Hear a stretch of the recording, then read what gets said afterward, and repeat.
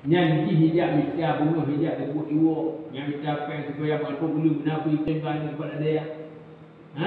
Ibu bunga hijab tepuk iwo supaya ngaji napu hijau keluar rumah pak minang semanggun baik anak pi debu pada. Bunga hijab tepuk iwo supaya menapu hijau anu dia bunga hijab udah menapu dia pada jam itu sampai yang buat benar ni macam. Dia orang ni buat dulu dia ni begitu dia. Jadi bunga saja tepuk orang berarti dulu lunya dunia dengan lekatnya dunia tapi nya madrasahnya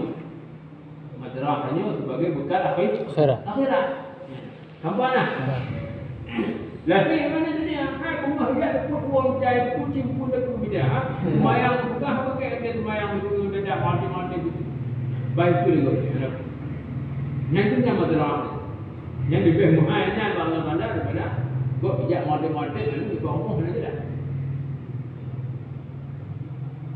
Kucing ni anu waktu hati dia dia baki ni katanya waktu kucing dah mencapai mencapai dulunya waktu kucing dah mencapai bebas jumpa kami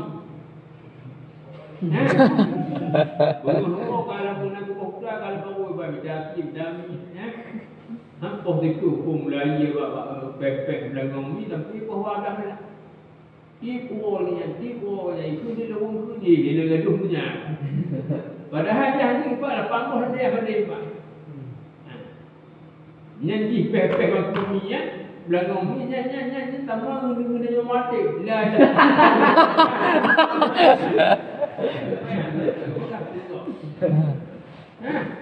dia kemuhayu mati dia kan lebih muhayu jipeh belakangnya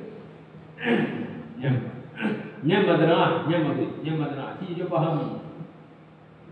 Benda-benda ini kok kita jadikan dunianya itu madrasah. Tapi menyebutkan lagi nya.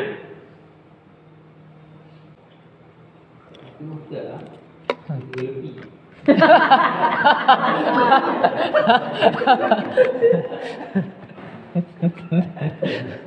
Kenapa lebih?